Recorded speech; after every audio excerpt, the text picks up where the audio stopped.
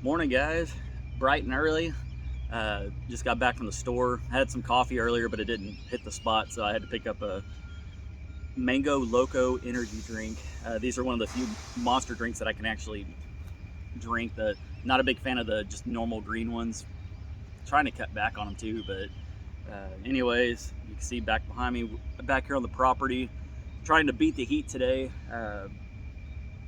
It is starting to cool down a little bit. When I say cool down, it's gonna be right around 100 again, so trying to get out here as early as possible. I think it's already about 85 outside, and it's a little after 7 o'clock. So anyways, we picked up or I didn't pick up, I ordered a cordless circular saw on Amazon, which will be here Monday.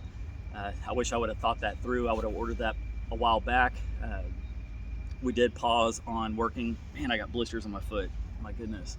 I got some boots that I've been wearing and they're rubbing blisters, but anyways, I wish I would have bought this circular saw earlier so we didn't have to keep going back and forth for every single cut from here to Dad's shop. So that'll be here Monday. We'll be able to finish up doing the framing at that point. We could do it now, but I just told Dad, I said, I'm not in the mood to be driving back and forth over and over and over doing what we're going to be doing here in a little bit. There's going to be so many cuts we have to do. So just went ahead, bit the bullet, and ordered that circular saw. It wasn't too much. It was like 130 bucks with some batteries and stuff. I think it's a Greenworks brand. Probably not the most popular, but it'll do the job out here, and we'll be able to use it for different projects around here once we start building on the island. I think we're going to do a little gazebo out there at some point. We'll be able to use it out there instead of having to run wire across in case the pond is full at that time. So speaking of the pond, that's what we've been doing the past few days, is digging that thing out. We actually got it a lot deeper since we started. I think Dad's tractor is at 420 hours now, something like that. And I think when I moved back down here, I think we were just over 200 hours. I could be wrong, but put in a lot of hours in that tractor and just digging out that pond scoop by scoop with the box blade and the bucket. And it's almost to that point where we got it exactly how we want it. And like I said, also I was working on the west side of my property, like I mentioned in the last video, I think, just filling in all the low spots and make sure that when it does rain, it has a good area to flow out around my property and out into the pond. So yeah, I'm going to start working on the electric stuff today. Picked up some Romex wire yesterday and a bunch of little electrical boxes. We went around the house measuring everything where we think would be the best option to put all the outlets. That's one thing I learned from my past builds, is you can never have too many outlets, and I'm going to have it basically anywhere you look in the house, there's going to be access to some kind of outlet. So I'll be working on that today, putting those in, drilling the holes through all the studs, trying to figure out how we're going to run the wire. It's not going to be a full electric video. We're not going to be able to finish it. I don't have my electric panel yet. We still need to build up on the up where the rafters are inside the house as well, but we can at least get it started, start running the wires, and just make it a little bit easier when we get to that point. And yeah, so that's basically what's been happening. I need to go back out to the family ranch. We still have a bunch of pig left in the freezer that one of the other ranchers next to us that had shot and asked if we wanted some, so we got 2 of them and been eating on that for a while. We still have some left in the freezer, but I definitely want to do a nilgai hunt. Nilgai. I always have to say that because everybody's like, what? I do want to do a hunt for them. It's just they're so big. You have to have at least 1 or 2 people with you to be able to lift them up into a vehicle. My little trailer that I bought from Dad, basically I have a winch that I bought for my truck, but it's not strong enough to. I should have bought a bigger one for the truck, so I never installed it. So I'm going to probably install it on the trailer and take it out there when we do decide to go for a hunt, and use the winch to be able to pull it up. It should be able to.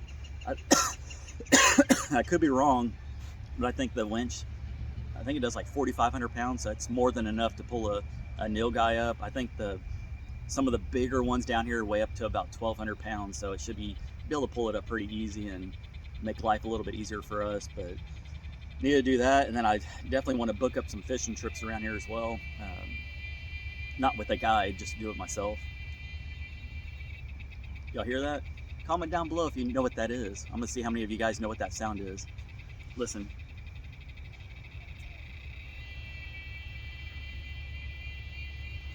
they're everywhere down here anyways. I'll be reading the comments. I'm gonna see if you guys know what's up. So yeah, like I said, I want to do some fishing trips. I'm gonna try to do some down here at the Sarita Creek, and then out at Site 55, Baffin Bay. Try to do some night fishing, catch some trout, and then just fill up the freezer as much as possible. And with the meat prices right now, it's still expensive, but it's starting to go down a little bit. But it's definitely a lot easier to just go out, catch you something or shoot you something, and save yourself a ton of money. Just a little extra work on the butchering portion of it, but hey, a little work never hurt anybody. So anyways, I'm just looking around the property trying to think what else I can talk about for about 2.5 minutes so I can get an 8-minute video this morning. But yeah, my plum trees are actually doing really good now. Those are the ones that I was worried about. I had mentioned on one of the videos in the past what I could do to keep these trees alive during this heat wave that we had, and realistically I just put the hose down in there and just let it trickle for a couple hours in each tree. Really, there's one right above me now. There he goes.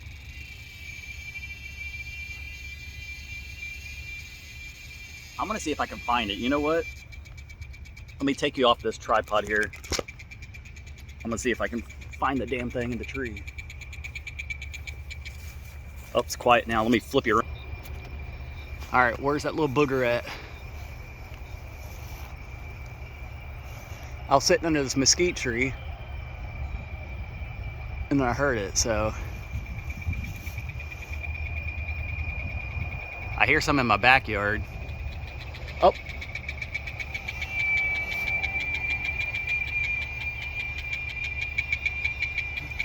Where are you at?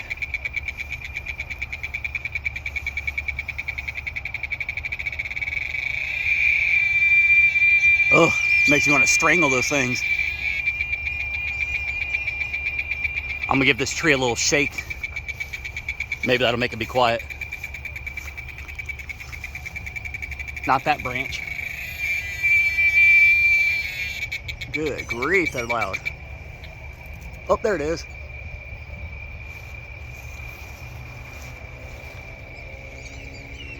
Where are you at, you little turd? I saw you fly. What a video this morning, guys. What a video. You get to see a mesquite tree.